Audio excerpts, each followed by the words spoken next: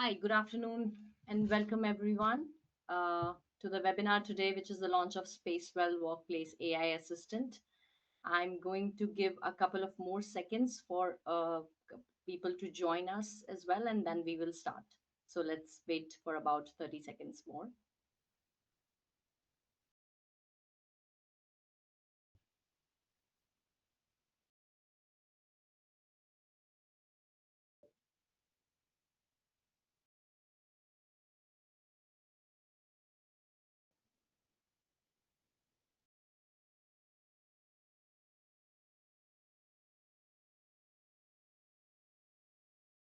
I see the numbers are increasing rapidly, so it's a good news for me and Gilles today.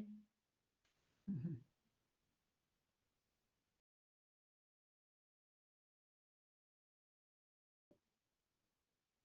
All right, then let's begin. Good afternoon, everyone, once again, and good morning and good evening to everyone who is joining us from all across the world. Thank you so much for joining the webinar and welcome, where we launch our own very own Spacewell Workplace AI Assistant. Today, with you are myself, I'm the product marketer at Spacewell, Palak, and our Chief Product Officer at Spacewell, Shills. I know we've all heard a lot about AI and that how AI will change everything approximately more than hundreds of times this year alone. It's everywhere over LinkedIn, every conferences we go to, every product release notes, whether it's earned or not. So I get the fatigue. I really do. But for today's session, I'm going to start rather differently. Most of us in workplace and real estate are living the same quiet contradiction. We've spent years instrumenting buildings, sensors, reservations, access data, feedback tools, and yet when it really matters, the answers are rarely one click away, right? And you know the pattern. It's the top leadership wants to understand whether the office is actually busy on anchor days. The HR wants to know if the space mix still fits how people feel at work. And the finance wants to see where we are structurally under or over investing. And somewhere in the middle, someone is stitching together these dashboards, exports, and gut feel into a story that everyone can potentially live with. That's the reality behind all the smart building language. The data is there, but the cognitive load is still on people. We ask humans to translate between systems, reconcile three slightly different truths, and then defend a decision that everyone knows is based on a mix of evidence and intuition. Meanwhile, outside the office space, the reality is quite different. We are asking AI every single minute of the day that what can we do, make our new travel plans, summarize documents for us, suggest recipes with whatever's left in the fridge. Funny, right? And at work, many teams are still navigating five menus just to help themselves with the right work setup.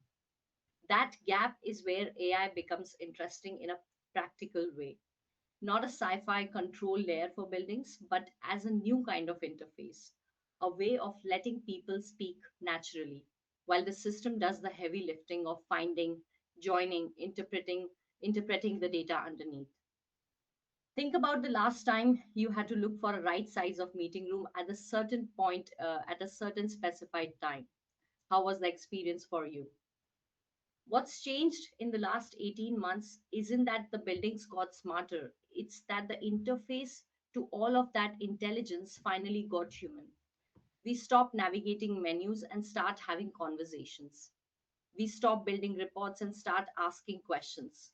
And their forms becomes conversations and dashboards becomes our answers. With that, I would like to hand it over to Gilles to show us today what that actually looks like, not as a theory, not as a concept, but live in product, and not definitely not just an AI add-on. It's a new way to interact with your workplace entirely. So let's get into it, and with that I will hand it over to Gilles. Over to you, Gilles. Thank you, Balak. Thank you. It's great to be here and to take it right off where you left off. It's true. If there's one challenge that I hear again and again, it's that we're surrounded by more workplace data than ever.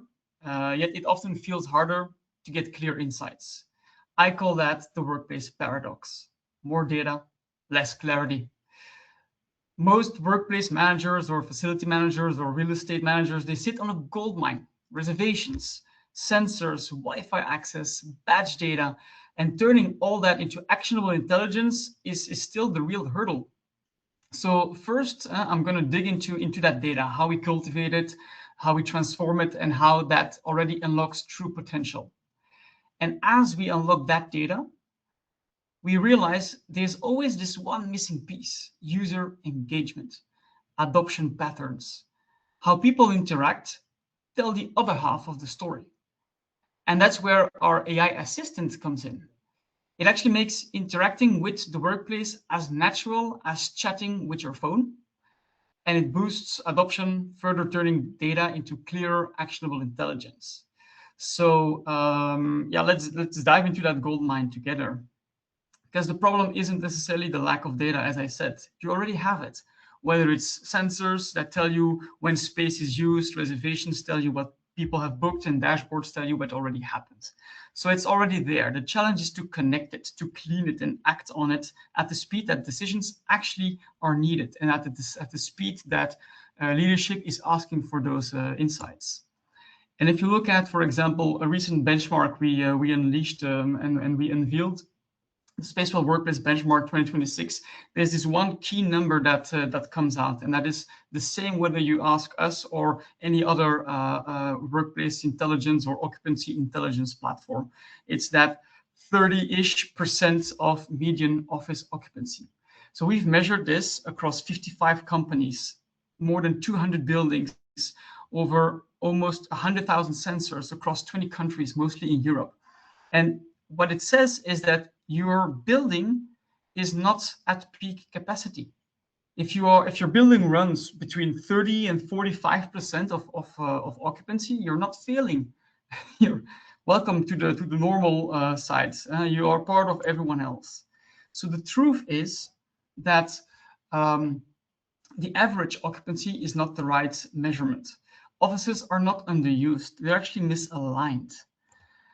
63% is the actual peak occupancy. Even on the busiest days, peaks rarely cross this. The office is full. That is a feeling that applies to Tuesdays and Thursdays, but you will never hear anyone say that on a Wednesday at 3 p.m. 32% of meeting rooms are used by one person. So when a meeting room is being used, in almost 1 out of 3 times, it's being used as an expensive private office. Why? Maybe there aren't any adequate spaces for one person in its facility, or it is simply available and people use it because it's not booked. But people that might be looking for a space like that at that time, they will feel, of course, like there's a lack of space. And a third truth is that on average, 1 in 5 desks are structurally unnecessary. You can literally just wipe out 1 out of 5 desks across your entire portfolio, and you will still be perfectly able to cater to the occupancy and to the people needing spaces to work at. The only real challenge is to understand which one, where. So the next shift isn't more data, you have it. It's turning that into intelligence. And so to give you also an actual story from beyond just a theory, I will talk to you a little bit about one live deployment here in Europe where we applied this, and which is also where we collected part of our data from. And the data foundation for this particular use case is spreading across more than 20 buildings. They're making over 10,000 of reservations, except not everyone is making a reservation, crossing over 13,000 monitored spaces, phone booths, conference rooms, desks, creating over 1 million of signals being captured every single day, all coming together into one platform. It's fully anonymous combined with declared intent. And together, they actually show the real gap between what people say they need and what they actually do. And the result of it is that staff said office is full. HR said this, the responsibles in specific offices said that, some other departments said something else. But the reality is that peak never crossed 60% in any of the buildings on any of the floors. So the result is that there's no need for more space in most of the cases. There's a better need of data alignment and insights. And so the outcome of all this data mining and bringing everything together in purpose-built insights is our portfolio decisions that are based on evidence. There are three key outcomes. The first is the ability to reconfigure your space mix across multiple buildings, especially in this case where they were all, let's say, in an approximate vicinity of each other. They were able to actually slice and dice the portfolio based on what people actually do and not what the building was built for. So optimizing space based on data and not on gut feeling. They were also able to identify candidates for repurposing. So there are some structurally underused offices and others at peak. So now they are all being assessed for conversion, keeping the total usable space available, which is not just an efficiency decision or an economic one, but also a social one. And the most important lever is that there is one shared fact-based language. FM, HR, real estate, they all stopped competing for who's right or for intuition. They all work on the same data, the same conversation. And that's something we tap into, because the next stage beyond that is to add granularity to the data so that you actually turn it into intelligence. And this is where AI plays a key role, because we are at the limit without AI, at the limit of what can be done. And AI doesn't bring yet another feature. It brings an additional interaction model that sits between the people and the workspace and converts it. So what problems is AI solving? So one, there's too much manual work. And it's what Balak said at the very beginning. Just grinding and getting the right insight for leadership or for everyday users to use forms and menus and reports. Like all these actions, they create frictions, they create delay. And multiply that across hundreds of daily workers, and you lose data, you lose time, and you also lose adoption.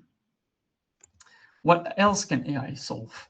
Data without insight. So most platforms, just like ours before, well, few make that insight actionable. Dashboards get built for analysts, and everyone else goes with gut feeling. If you don't understand the chart, or if it simply just does not really get you the information you need, then you stop using it, and you stop also making it actionable. And also, most of the time, decisions are based on the past, because reports show what happened. But space, energy, maintenance decision, asset lifecycle, these decisions around them should all be about what's coming. And AI moves you from hindsight to foresight. And these are also the three problems that we are addressing with AI. So these shifts, they're also all happening at the same time at Spacewell. And today we are launching the first out of many, where forms become conversations. Employees say what they need, the system understands intent and acts. The reports, they will become predictions, going from hindsight to foresight, where forecast and simulations, testing scenarios before committing real estate decisions applied to your space management environment, these are all coming. And dashboards actually are being turned into answers, because there's a truth. This is coming from the biggest BI players on the planet. They all state the same. 70% of BI projects fail because nobody uses them. And AI flips the model. You ask, you don't dig. So today, I'm very proud to introduce our first product in this lineup, which is Workplace AI, starting with the native AI assistant. It is directly embedded in Spacewell Workplace. It's not just a chatbot, it's embedded, it's agentic, and it's action-driven. So the experience will shift from what you are doing every day. You open the Workplace app, you go to a reservation, you filter by floor, maybe you filter some where is my neighborhood, or what capacity you're looking for. You pick a room or a desk from the list, you confirm, and you repeat the same thing again tomorrow. Now that changes. Now you just ask, Book me a meeting room for 6 this afternoon. The assistant understands context, preferences, behavior patterns, and it's done. And this is how it looks like. It sits right inside your web interface, the one that you know, the one that you use already today. Right at the top, you can start conversations just like you can with any other LLM. It's agentic. That means that it doesn't simply proposes reservations, but also makes them, edits them, shifts them, cancels them all for you. And of course, a similar experience on mobile. This means real prompts, real actions. And there are a couple of scenarios that AI unlocks that you simply cannot execute or cannot expect by a traditional form-based or floor plan-based user interface. For example, you can ask things that simply cannot be done in one workflow. Book me a desk on Tuesday, Thursday, and Friday. There's no logic. There's no recurrence pattern. These are 3 separate reservations, but with one prompt, you can make 3 reservations in just a few seconds. I will show that in a moment. You can also speak any language.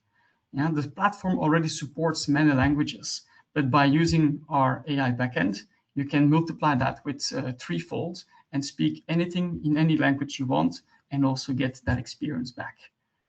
You can also report issues. You will be able to ask it to report, for example, a downtime or a coffee machine being broken, and it will guide you and create a ticket for you without having to fill in a form with all kinds of drop-downs and selection boxes. And you'll also be able to ask it questions that you simply will not be able to do that intuitively. Like, I want to look for a place that's quiet or near that neighborhood or where people are sitting. And it will be able to combine underlying data sets about zones, neighborhoods, filters, allocations, where you're allowed to sit. And it will bring all that together, meaning 0 friction. It's not a new app. It sits right inside what you already use. There's no extra login or something. It's adoption built in. Now, let me show you that real quickly. I'll simply go to our environment, which should open up right now. There we go. So this is a live environment. And in the top left corner, you have the AI assistant, which comes up. If you are a first-time user, you will have to also give intent for it to capture your conversations. And from there on, you are onboarded. You can go back into your history, but you could ask it, for example, book me desks for next week, Tuesday, Wednesday, and Friday. Let you see what comes up. And so now it's actually looking at all kinds of different availabilities. It also looks at my behavior. So I might have some preferred desks in my preference list, but it also looks at my behavior. Where do I usually sit? Here we go. It found available desks for me. It's okay, I'm lucky, yeah, so 3 times the same desk, which is, I suppose, my favorite desk. Yes, book it for me. Now what it will do is now, so you see it's agentic, but it always keeps the user in control, so that if there is, for example, an approval flow, or if you might want to change something before it's being confirmed and having to undo everything, you can still interact with it. And this experience will even be further improved upon in a very short time. You can also ask things like, hey, I'm traveling to another office, and by just talking to it or by typing that, like, I'm going to Barcelona tomorrow, can you already make sure I have a room assigned for me all day? Just simply type that and it will work.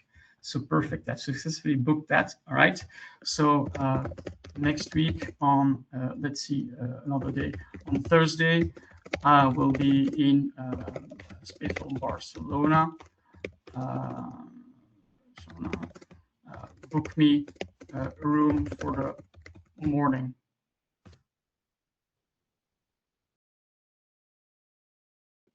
What it will do now is it will identify that I'm talking about another location. At the bottom of the screen, you see that it currently understands that I'm sitting in Spacewell Antwerp, and it understands the context. It looks at the list of buildings, and it will then change the building. You can see it change from Spacewell Antwerp to Barcelona.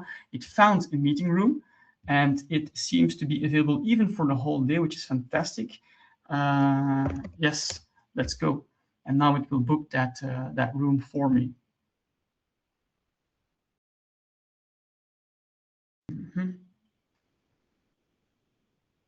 You can also use your voice. So I know people love to walk around with the phone in front of them and just like they're eating a toast.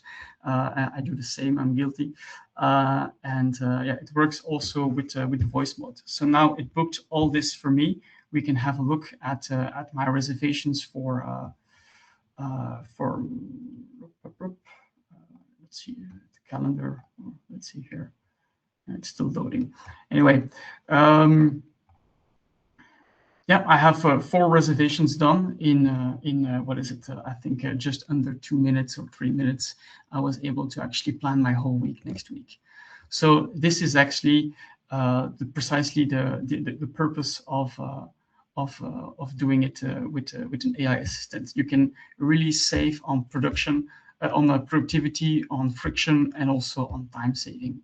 And you don't need to worry about where do I need to look, what floor. It will take everything that it has access to and that you are allowed to access into consideration. So what's next? So this is launching right now. This is available right now in early access. It means it is active and available for free with existing workplace customers until the end of June. So if you want in early and you are already a Spacewell workplace customer, you can reach out. There will be a form at the end of today's presentation so you can sign up. Today is the webinar, so I'm officially announcing this Workplace AI Assistant. And by the end of this month, there will be a full rollout and it will be generally available to all Spacewell customers. From there on, every 2 months, you can expect new capabilities like cards, service requests, continuous things will be added, compounding the value of this AI assistant based on what it already does today. So we are not simply adding AI to the workplace. We're actually redefining how people interact with it, and at the same time, use that interaction and increased adoption to contribute to having better data to work with. And it doesn't stop with workplace. This same AI assistant, this whole backend is actually built across Spacewell. I've shown you now the first place where it comes up, which is within workplace for end users. But from there on, it will also come up in asset, in energy, not just for end users, but for professional usage. So we are going at Spacewell from being a system of record to a system of engagement into a system of intelligence, building AI on a platform level across all products we build so that it also shares data across all systems and also understands if you are an asset, what happens in workplace, what is available in energy, and it brings it all together seamlessly without having to build purpose-built interfaces for it. And that's actually bringing me to the approach we have to our AI vision and our AI strategy. Our strategy with AI is to deliver value cross-product in 3 ways. It automates work based on the typical customer or user complaints like this takes too much time and effort. It turns data into intelligence so that you don't have to slice and dice through reports every day for a whole day every time again. And it assists user in their daily tasks, and which is what exactly the Workplace AI Assistant is that I showed you. So our entire AI roadmap will come out with functionalities in those 3 categories. And we already have a lot today. So the one I'm presenting today is actually the 6th AI feature we have already available. We already have 5 other live AI features live in production to score buildings by their energy efficiency, to calculate the optimal contracted power, to do auto-generating of energy consumption baselines. Energy forecasting is already available. We'll also come to Workplace next. And now we are launching the AI Assistant. And there's much more to come. The roadmap is very, very, very interesting because every 2 months we are launching new, smarter AI functionalities. Today, we are announcing the AI Assistant for reservations. Next up will be services and tickets, and also a very interesting approach to a new way of generating service requests using a public form so that everybody can do it. I will show you in a minute. And soon after, we'll also launch an asset co-pilot helping facility and maintenance teams, and also providing insights and analytics with using natural language. And ahead of time, we are also going to tap into portfolio intelligence and long time forecast, not just short term. So this isn't a one-time launch. I'm launching something based on an AI backend we already had for the last 2 years, and there's a lot yet more to come in the very near future. So to give you a bit of a glimpse of what's to come, one of the very first AI functionalities that you can expect is an AI-powered service request for everyone. Whether you are an employee or you're just a visitor in a hospital or a daycare center, we are launching a public web form that allows any person without an app, without knowledge of Spacewell, to report an issue related to a space or an asset simply by scanning a QR code. And you will be able to interact with data. So that means that AI provides contextual information and can improve the description, turning a quick emotional message into a clear, constructive request. It also, most importantly, AI will enrich the ticket. So you don't have to fill in subject, priority, category, location. It will understand all that from context and of the QR code, helping facility teams to receive clear, more actionable tickets that will find a quicker resolution time. At the same time, this technology will be embedded inside the AI assistant I just demoed live, where you will also be able to use a natural conversation to also submit requests. So submitting requests through public forms or embedded inside our AI assistant is definitely something to look out for. What else? Well, very excited about this. This is really where we are making a big difference for facility teams, for maintenance teams, to really get to what you need to know faster. So you can ask questions, get answers, no searching, no reading, no guesswork. You can pull up the AI assistant, whether you're on asset or on work order or on a contract, and you can ask it, like, when does this HVAC contract expire? What's covered under the current SLA? You don't need to dive into the attached PDF and start reading or export them and save them and then try to figure that out. Just ask it, and we will be able to dive into that and bring back up the answers, so that when you open such a contract or a work order, it will understand the context and all the linked files underneath, so that you can get faster to your resolutions, speeding up resolution time tenfold with an assistant guiding your workflow more efficiently. Also, something I'm very excited about is, which I mentioned already, which would be the second big update within Workplace AI, is an AI-powered workplace intelligence. So we already have a lot of very good industry standard dashboarding capabilities within Workplace. And we are going to not only natify that, where it will seamlessly sit inside the Workplace application, as you can see, but with it also introduce conversational BI. So you can ask questions about your workspace data in plain language and get answers.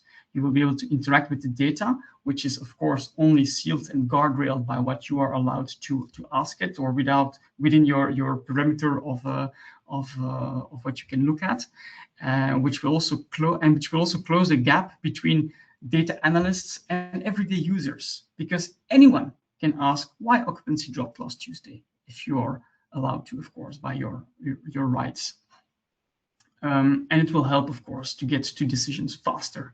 AI can identify trends, anomalies, interpret them, providing recommendations that would otherwise require manual analysis and a lot of guesswork. And what else? I'm very excited about this as well. We are also introducing AI-driven predictive planning, where we are actually moving away from dashboards to predictions and simulations. Now, this particular one is one that is powered by our expanding partnership with VergeSense. So there will be an announcement about that soon. What it does is predict near future space utilization using historical occupancy, floor plan layout, seasonality data. It's built on a large spatial model which actually allows you to test scenarios, do simulations before committing to them. So, for example, what if we get 20% of floor space? What happens when our RTO policies change? What if I'm adding 50 people? Will the system be able to, will the building be able to absorb it? Do we have a shortage risk, or we will still end up with a surplus? So this tool brings really the combined uh, back end of Spacewell with the AI planning tool Vergence together to provide proactive planning, which moves workplace decisions from reactive reporting and being a system of records to also proactive planning. And then finally, also building upon what we already have within energy, and where we already do a lot of AI-driven, there's a typo, energy intelligence is to actually do something that is very difficult to do, is making sure uh, technology and energy experts, ESCOs, people who really understand the domain of energy very well, to trust the data that AI is actually recommending. That's a very tough thing to do. And so we are continuously building upon our existing data and AI backend there to provide longer term forecasting that works up to a year ahead, so that you will also support budgeting use cases, delivering outputs in both energy and cost units. We will also introduce or try to introduce an AI reporting assistant, where upon the existing reports that you have, that AI will summarize what you're seeing and generate texts inside those reports, so that you automate the insights across sites, buildings, periods, reducing the manual effort and also the need to interpret the charts and the widgets that you're looking at. And perhaps most importantly, although it might seem a technical one, we're going to also use AI to fill the data quality gap that there is in the domain of energy, because we identify data quality issues like gaps or peaks, and we will make them easy to detect and resolve, ensuring data trust, which is key in this. So this actually summarizes, let's say, the roadmap and everything that's launching after today's AI assistant launch. I wanted to start with, and as we wrap up already, I'd like to come back to where we started, and the workplace paradox, I call it. For years, we've invested in collecting more workplace data, more sensors, more reservations, more occupancy metrics, more systems. Yet, yeah, many companies or many organizations, let's say, they still struggle to turn that information into clear decisions and better employee experiences, even our customers. So the future isn't about collecting more data per se. It's really about connecting those dots and making that data understandable, accessible, and actionable. And that's exactly why we are investing so much of our energy and our roadmap into AI. It's not just another dashboard. It's not as another system that people need to learn. It's really like a natural layer between people and the workplace, helping every employee get what they need, while helping workplace leaders, facility managers finally unlock the full value of the data that they actually already have. They're sitting on it. We need to make it accessible, because when data becomes intelligence and intelligence becomes action, then the workplace stops being something we manage and becomes something we truly understand. So with that, I'd like to thank you for joining us today. I will give the word back to Palak for closing and also for questions. Yes, thank you very much, Gilles. And I, for one, am amazed with what we've done already and how we are envisioning AI as something that's not just a far-fetched technology tool that we would be using in future, but very actionable and something that everyone can get their hands on. And also, what I felt when I was listening to everything that we've done in the product and how we want to position ourselves is that what we've seen today, for me, it was not just a new feature, it was a different relationship between people and the buildings that they work in, right? For too long, the system was something that everyone had to work around, navigate menus, read dashboards that are far too complex, submit tickets if something is going wrong. But Today I felt it starts working with you, it starts working with me. So as you said that, it's not more data than ever, the paradox thing, but we are trying to collapsing that gap with the sensors that are already there, the reservations that are already there. Now there's a layer that makes all of it speak the same language. That's yours, that's ours, right? uh, just to reconfirm that the production releases lands end of June. But if you want to be in early, the link is live right now. Please feel free to reach out to us directly as well if you have any questions, or if you want to deep dive into the product. And you can also reach out to us at marketing@spacewell.com. This is exactly the kind of conversations we built this for, and we want to encourage as well. With that, I'd like to move on. I While Gilles was talking about the product, I saw that there were a lot of questions that already were popping in, and some of the questions that made me amazed, and thought to myself that, I would also like an answer to those. So I'll quickly start with them. And the first one that I picked, which really I was thinking that this answer would amaze me as well, is, what does that an agentic AI mean in practice? How much can it do on its own? And where does a human still need to approve something? Uh, yeah, yeah. Yeah, that's a great one. Huh? So yeah, agentic, the word of the year. There's a lot of hype, not just around AI, but really about the word agentic. I would say that, yeah, in practice, agentic AI means that the assistant doesn't just answer questions; it performs actions on your behalf. So instead of telling you where to find a meeting room, it can book one. Instead of explaining how to report an issue, it can create a service request on your behalf. So I think the important distinction where we see an AI as an assistant still, and not as a fully autonomous decision maker, is that the AI can understand intent.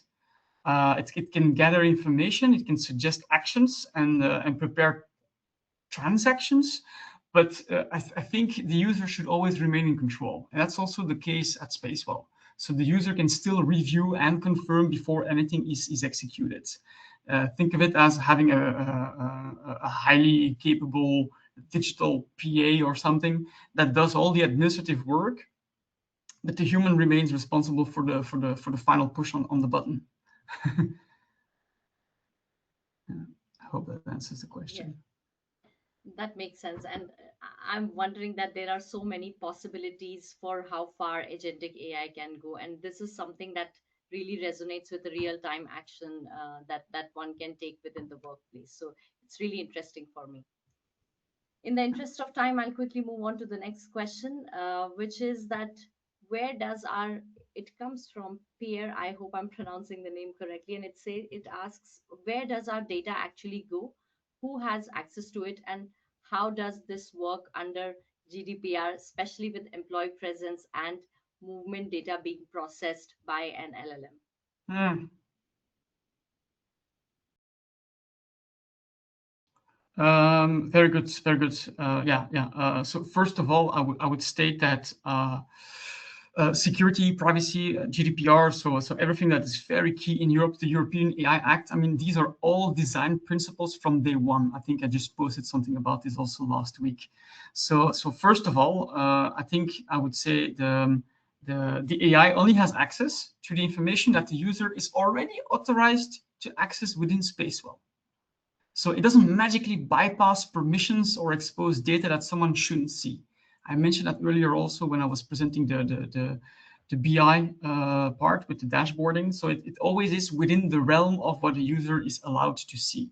Secondly, um, customers remain always owner of the data at all times. That's always been how we run things. So yes, data is processed through secure enterprise grade AI services. But customer data is not used to train public AI models whatsoever. So it remains a bespoke to the customer type of environment. And then, what was it? You mentioned something about the GDPR perspective, I think. Yes, it says, how Um, does this work under GDPR? yeah, yeah, yeah. So two things there. So one, we are very conscious because we are a European company with a lot of European customers. So workplace platforms, they like ours, they need to contain occupancy and reservation behavior information whilst maintaining that respect to GDPR. So we actually apply the same access controls, the retention policies, the governance rules that already exists in the Spacewell workplace platform. So I'll take one clear example. Um, you can fully anonymize the data after X hours or X days to ensure privacy is maintained. And we have a lot of customers, especially public ones, who choose that. So that choice for anonymizing all reservation and occupancy data is so the choice for if and how quickly you anonymize the data. It actually also impacts immediately our AI's reasoning capabilities. For example, I won't be able to suggest a desk and take into account your preferred ones based on your past behavior, since data is being anonymized. So as I said earlier, we're not creating new, we're using the same guardrails. AI is using the same guardrails that a user is able to. So in other words, it doesn't create new privacy challenges for us whatsoever. It operates within the same security and compliance framework that already governs the whole underlying data. So, and if there are customers listening or companies on the phone with specific regulatory or data residency requirements, I would like to invite you, of course, to discuss deployment and processing options that would align with your policies. Yes, thanks, Gilles. I'm sure that answer will be a sigh of relief for most of the enterprise organizations, right? Yeah. Yeah. So I'm going to, in the interest of time, next question. Can this be integrated with Microsoft 365 or Outlook integration? That's a Yeah. most practical question now. Yeah. That's a very logical question. And so the answer I will provide will apply both to Microsoft as well as Google. Okay, so it's exactly the same answer. So, and the answer is yes, absolutely. In fact, both Microsoft and Google are one of the most important ecosystems that we currently integrate with. We are even on the Google Marketplace. You can buy with your tokens, Spacewell licenses, and we deeply integrate with both ecosystems in exactly the same way. So now, having said that, reservations, they typically start for many users in Outlook and Teams and Google. So the vision is that employees, they shouldn't have to think about which application they need to open. So through our existing integrations we have with both, the AI assistant picks up room availability and also directly syncs room bookings it made to ensure that Outlook or Google always remains the master of the room calendars. Now, for desks or parking spaces or other things, which you can also reserve within Workplace, these are typically not available as Outlook or Google resources, Exchange resources, we call it. So our platform complements the available spaces, making it actually seamless to the user. Today, to benefit from the AI assistant that sits within our user interface, but so yeah, the answer to the question remains that it seamlessly works back and forth, taking into account availability of Outlook, whether you are in Outlook or in the Workplace user interface. I think we have time for one or maybe two questions. Yes, I'm going to go ahead with just one more question, last question of the day, Gilles, while you're still with us today, which Mm. is would you say this feature is a success only for a certain portfolio size? Oh. Yeah, so I can see why you might think this really becomes relevant for larger organizations, but I think no. I think the value proposition would be quite universal, but a bit different. So if I would think about smaller organization, I'm thinking one building companies, the benefit would be simplicity. So employees can find their information faster, complete tasks with fewer clicks, get support without having to understand the process. Just like it's seamless. You don't have to think about what I need to take into account. That would be the main benefit, I'd say. The same benefit applies for larger organizations as well, but there the value becomes much broader because there are more buildings, international policies, more systems to navigate. Maybe you do things differently in another country, or other rules or restrictions apply elsewhere. So I would say in those environments, that's really where AI shines and becomes a very effective way to reduce friction. If I, in my example, move to Barcelona to next week for my room booking, it will be seamless. It will take everything that is set up for that office, restrictions, neighborhoods, schedules, whatever, so that I don't need to think and worry about that. So the question isn't really how many buildings or users you have. I think the question is how much complexity exists in the employee experience. Because wherever people spend time searching, navigating, or figuring out how to do things, AI can help remove that friction. That's why I think I see this as a capability, specifically the AI assistant one I demoed today, that can deliver value across the entire customer base, whether you're small or big. Thank you very much, Shils. I do have a couple of more questions to which I'm going to say that Okay. we will reach out to One you. more, and then we'll end. I saw one now. Actually, I want to reply on. I see a question also here. What's the actual value and the ROI? I love that question.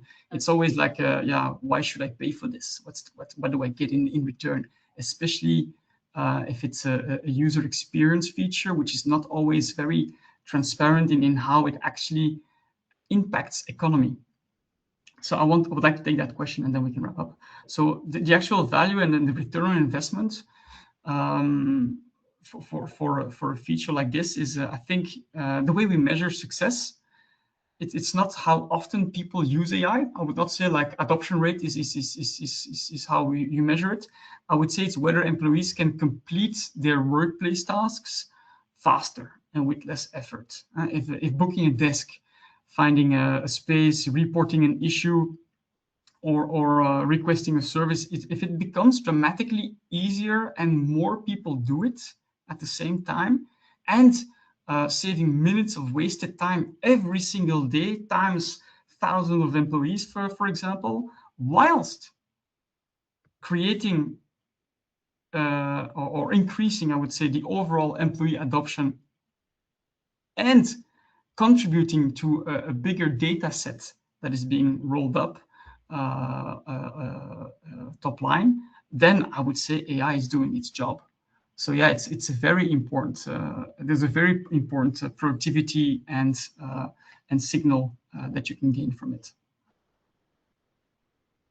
Thank you very much, Shils. I thoroughly enjoyed the session, but I'm afraid we are now short of time. So, what I'm going to say is for all the rest of the questions that we have today, our team is going to get back to you on those shortly. I'm going to thank Shils for providing such an informative and engaging session on Workplace AI Assistant and other AI things that we've been working on, and all the entire audience for joining us today. For the existing Spacewell customers, please feel free to scan the QR code or reach out to us for a beta test for Spacewell AI Workplace AI Assistant. And for those who are not, we would love to have a conversation with you or to have a deep dive around the topic or overall Spacewell as a journey where we are heading. We would love to have a conversation with you. So please reach out to us at marketing@spacewell.com or to any of us directly as well. I appreciate your time today and I wish everyone a rest of the great day ahead. Thank you so much for joining. Thank you. Bye.